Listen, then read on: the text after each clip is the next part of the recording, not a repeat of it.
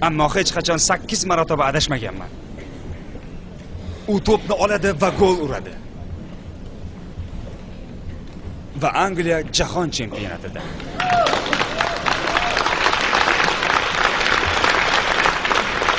David Beckham kelgusi 4 haftada 25 million funt sterling ortiqroq so'mlik reklama shartnomasini imzolaydi.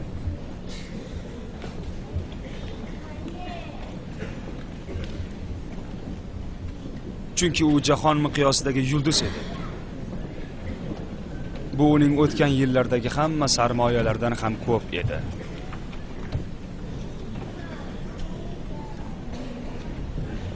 Nega shunday bo'ldi? U a'lo o'yinchimi? Ha, shunday.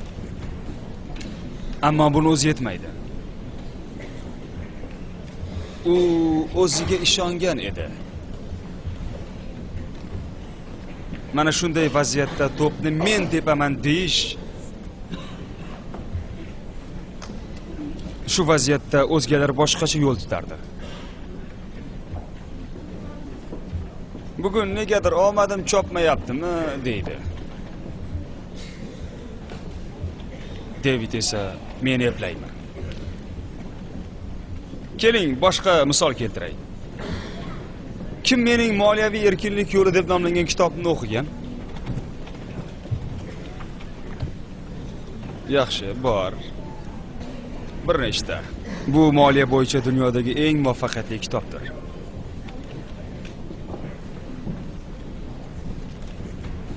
Men uni Germaniyada chop ettirganman. Lekin bu muvaffaqiyat tarixining boshi emas edi. Kitobni yozib bo'lganimdan so'ng uni chop etadiganlarni qidirganman. 1,5 yil davomida bu kitob bilan qiziqqan nashriyotchi topilmadi.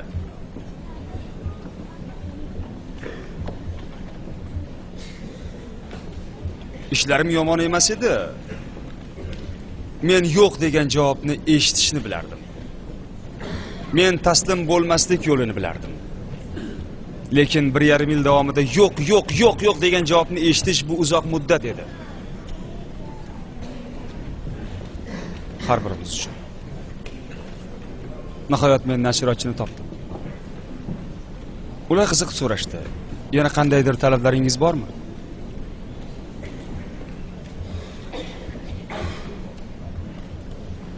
Ha dedim. Men kitobimni nashrlaringizning ro'yxatini avvalga qo'ysangiz.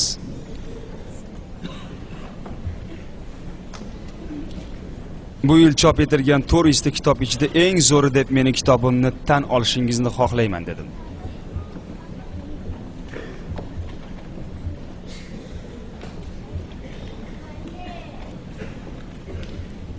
Shunda xonadagi 24 kishi kula boshlashdi.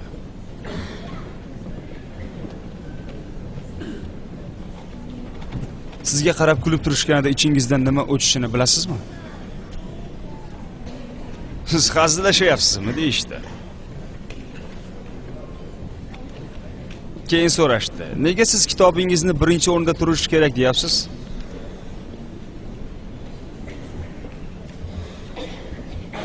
Chunki dedim men, bu birinchi raqamli bestsellerga aylanadi.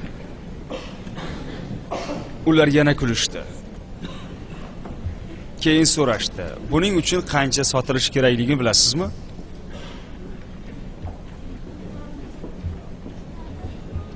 Men bilmayman. Lekin aytingchi, eng oldin muallifning kitobi oxirgi yillarda qancha nusxada sotildi?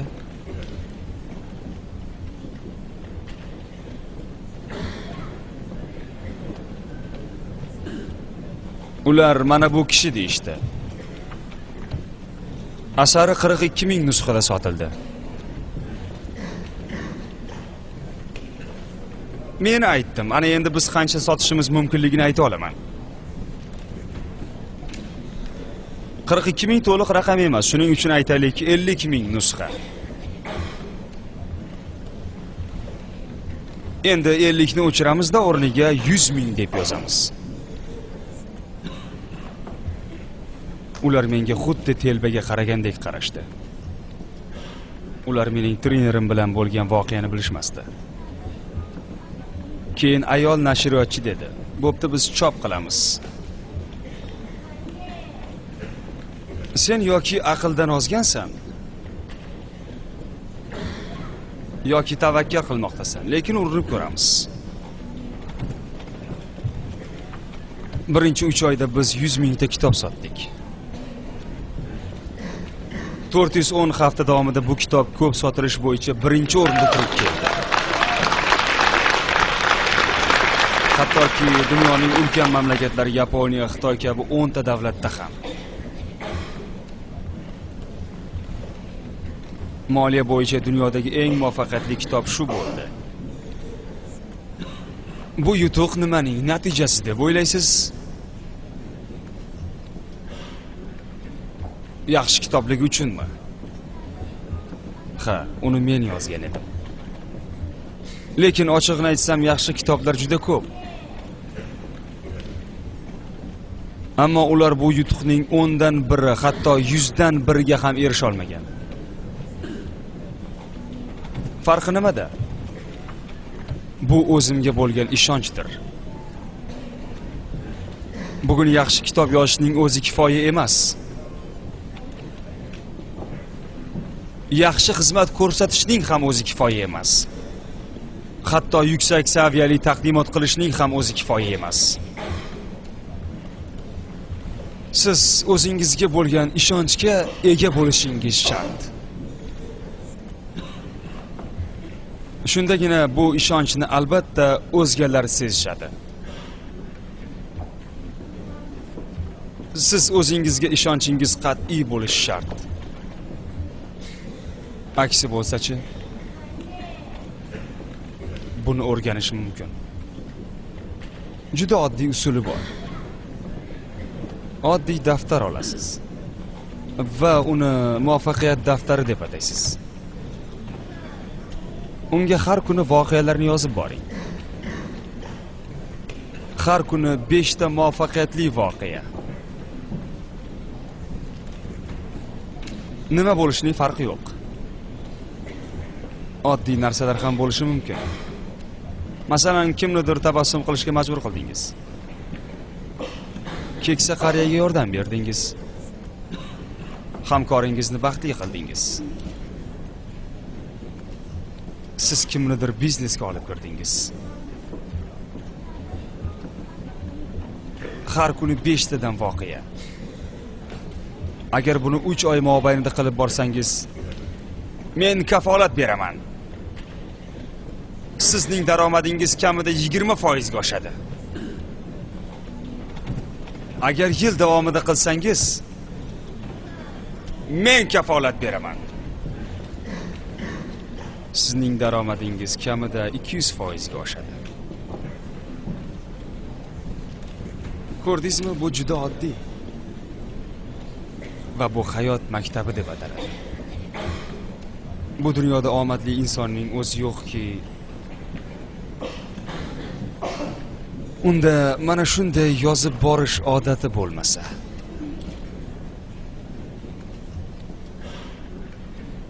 Ko'pincha buni kundalik deb atashadi. Ular shunchaki hayot tajribalarini yoki orzularini yozib borishadi.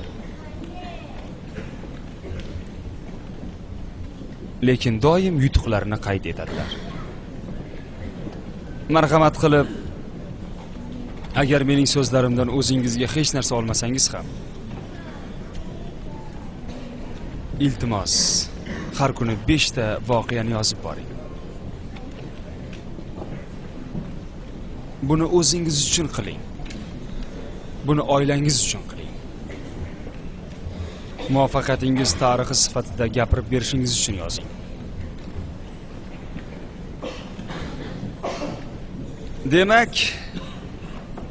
Demak, birinchi element o'zingizga ishonch. Ikkinchi element har qanday javobgarlikka tayyor bo'lish. Buni gapirish oson. Menimcha konsepsiyani hamma tushunyapti. Agar biror narsaga erishsangiz, omadim chopdi demang. Mabodo ishlar yurishmasa, bu mening aybim emas demang. Hech kimni ayblamang. Aybni sharoitga to'nkamang. O'tmishingizni ayblamang. Tushib qolgan vaziyatingizni, ob-havoni ayblamang. Hamkoringizni ayblamang. Sizga bir voqeani gapirib bermoqchiman. Bu yaratilish tarixi. Hind afsonalariga ko'ra Xudo chig'anoqni yaratgan. Va uni okean tubiga qo'ygan. Chig'anoqning qiladigan ishi har kuni ochilish. Shunda ichiga dengiz suvi kiradi va yopiladi. Ochilardi. Yopilardi. Ochilardi. Yopilardi. Ochilardi, yopilardi. Ochilardi, yopilardi. Ochilardi, yopilardi. Ochilardi, yopilardi. Agar shunday davom etaversa ham qiziqi yo'q.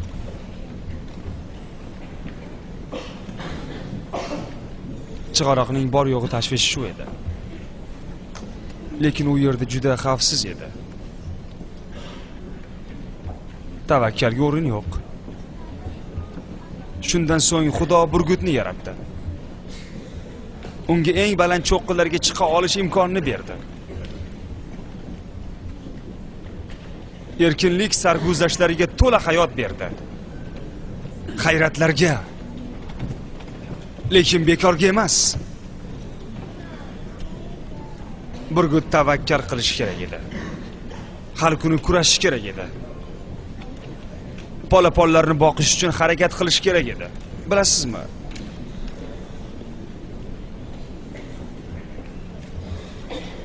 Bilasizmi, xavfsiz hayotning narxi bor. Xavfsiz yashash bu zerikib yashash demakdir. Erkinlik uchun esa tavakkal qilish kerak. Keyin Xudo insonni oldi. Va avval chig'anoqni, so'ngra burgutni ko'rsatdi. Va dedi, sen tanlashing mumkin. Kim bo'lmoqchisan? Va hozirgacha biz ana shu ikkilanishdamiz. Keyinchalik kutilmagan voqea bo'ldi. Ko'pgina odamlar chig'anoq bo'lmaslikka qaror qildilar. Ammo burgut ham bo'lishmadi. Ular aytishdi, burgutdek ko'rinsam bo'ldi-da. Uzoqdan qaraganda. Va ular o'rdak bo'lishga qaror qilishdi. O'rdak bo'lib yashash qandayligini bilasizmi? O'rdaklar muammoni hal qilish uchun kuch-g'ayratlarini ishga solmaydilar.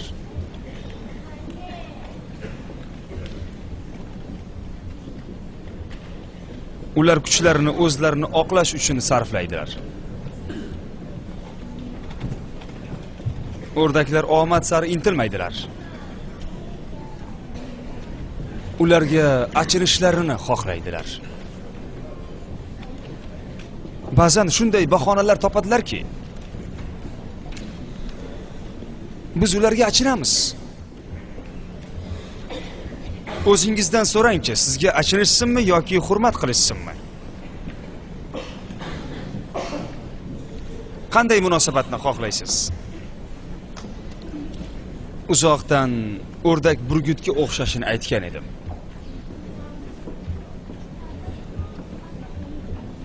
Lekin yaqinroq borib qarasangiz, tafovutni aniq ko'rasiz. Ertalabki nonushta 10:30 gacha bo'lgan mehmonxonada bo'lganmisiz?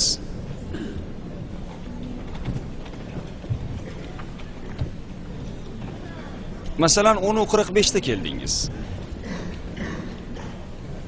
Nonushta tugadi. Sizni o'rdak qarshi olsa, agar o'sha o'rdak ofitsiantdan nonushta qilsam maylimi deb so'rasangiz,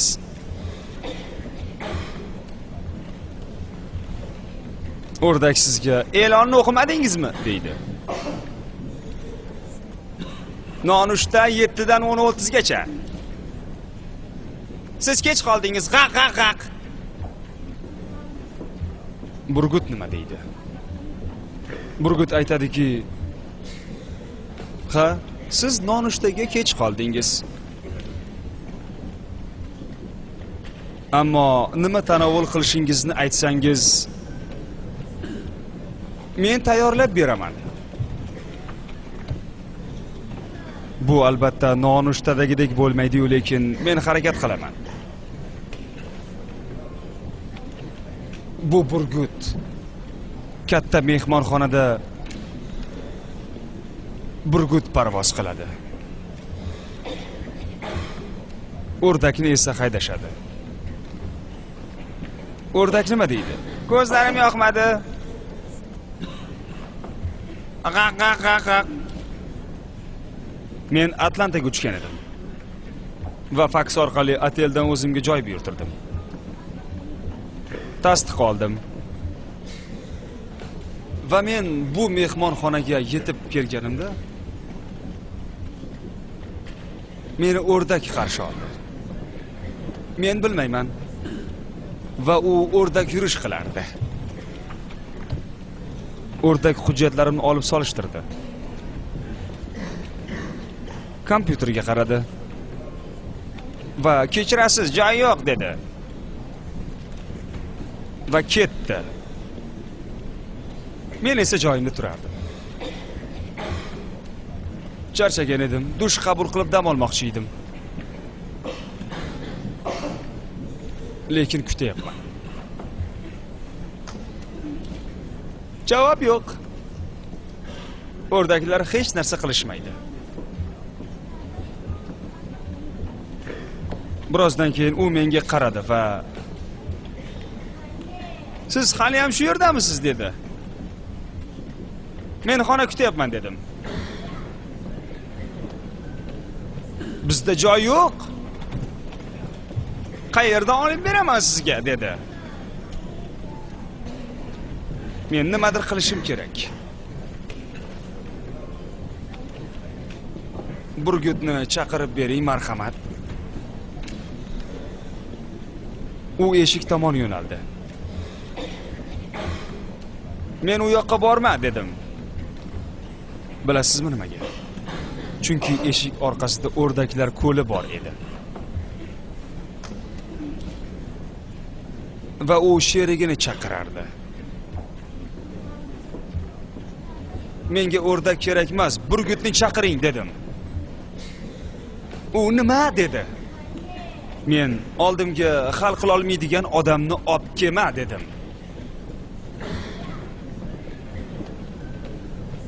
Qanaqasi bilmadim, u meni tushundi. Burgutni chaqirdi.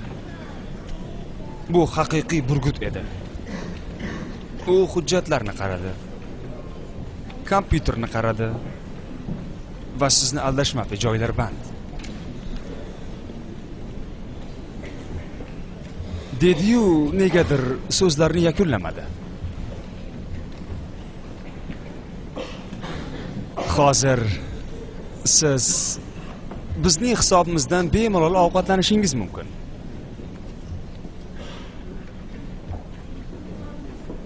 Ungacha esa biz atrofimizdagi boshqa mehmonxonalardan joy topishga harakat qilamiz.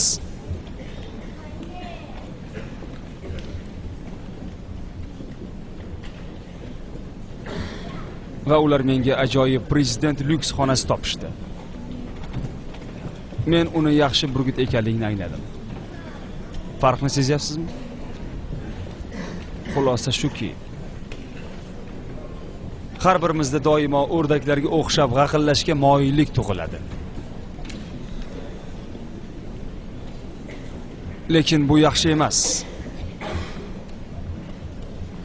Men sizga o'rdak olib keldim. Qani bir eshitib ko'ring. Uni oqlab bo'larmikin?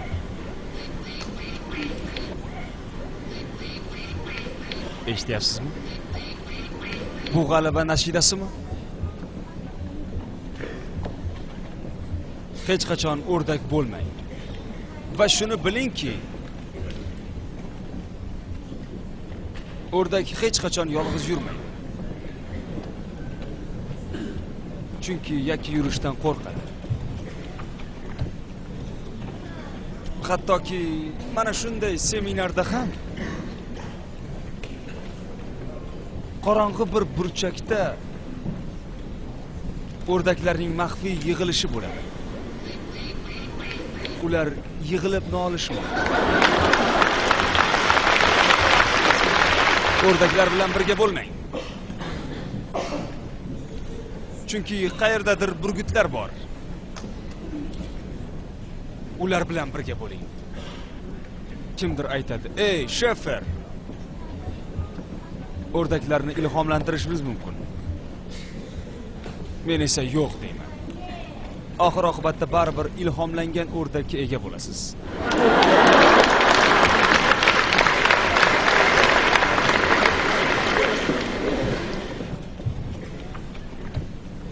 Mas'uliyat konsepsiyasini bosh bilan oson tushuniladi. Lekin tuyg'ular bilan tushunish juda qiyin. Qanday qilib men uni tuyg'ularim bilan tushuna boshladim? Men Germaniyaga juda bir buyuk ayolni taklif etdim. Uning ismi Ella Villiers edi. Dunyodagi eng kuchli ayollardan biri. U taklif qilingan majlis faqat ayollar uchun edi. Va 2000 dan oshiq ayollarga u o'zini tarixini so'zlab berdi. U juda kambag'al oilada katta bo'lgan. Otasi uning onasini urardi. Uni ham, singillarini ham, akalarini ham urardi. 11 ta aka singillari bor edi. Otasi hamisha ichar edi. Juda ko'p urushar edi. Ella bundan qutulish uchun 18 yoshidayoq turmushga chiqib ketgan.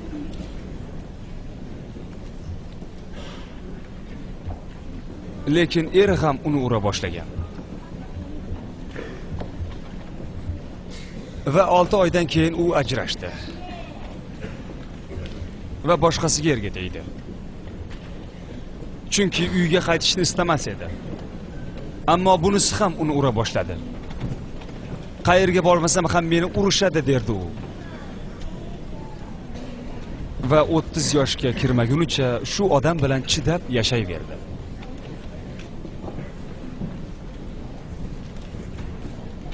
Hattoki ajrashgandan keyin ham sobiq eri uni uraverar edi. Bir kun kelib u butunlay sindi. Zinaga o'tirdi va yig'lay boshladi. Chunki uni ruhan sindirishgandi.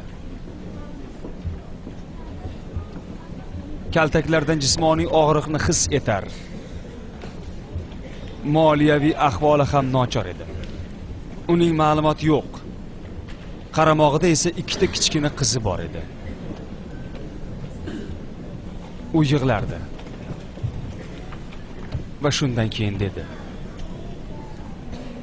"Yetar, boshqa yig'lamayman." Ella, yig'lashdan to'xta, derdi u o'ziga. Hayotingdagi yorug' kunlar boshlanmoqda. U tadbirkor bo'lishga qaror qildi. Ammo u hech narsani bilmas edi.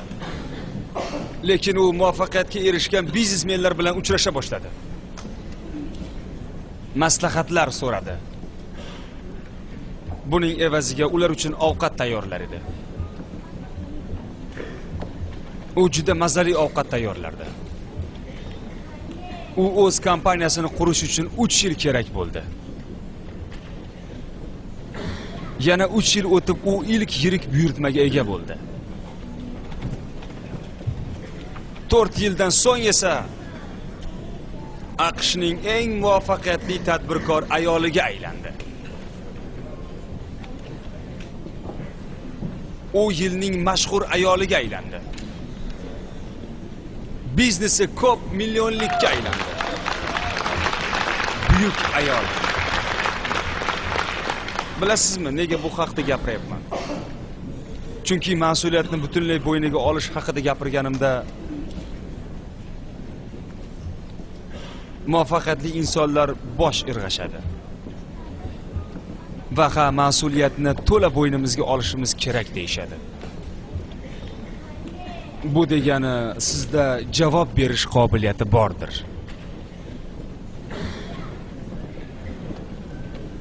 Mas'uliyat ikki tushuncha bor: javobgarlik va qodir bo'lish.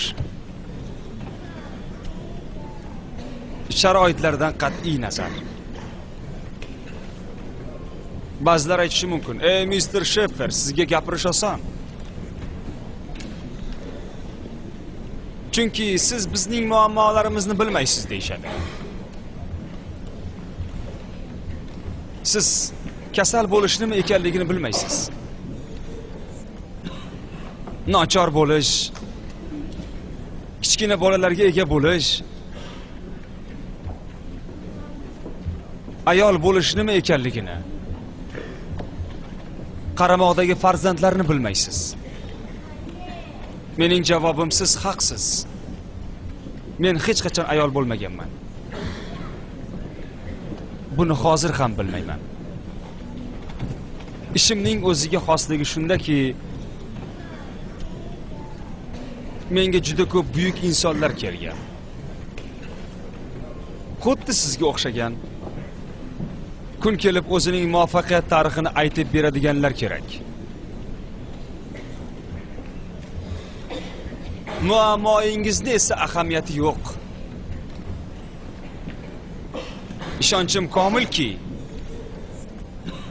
xuddi shunday muammoli insonlar bor. Ammo maqsadiga erishgan. Ella Williamsga qaytsak.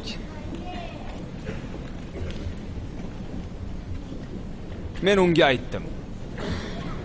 U tarixini so'zlab bergandan so'ng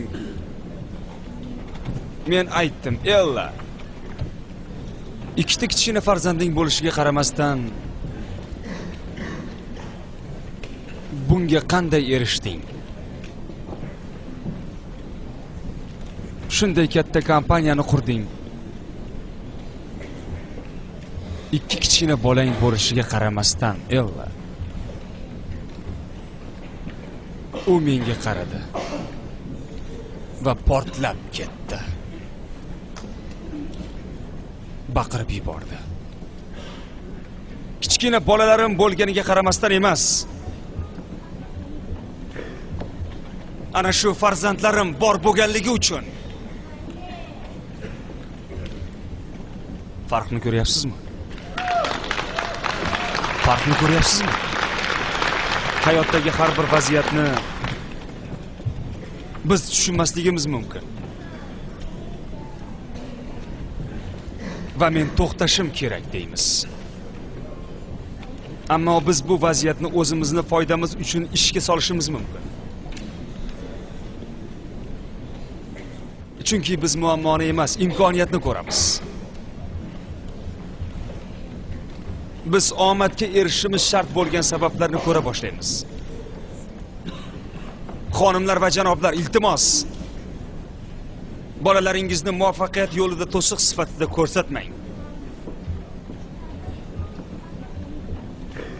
Aksincha, zafarga olib boruvchi sabab sifatida ko'ra boshlang.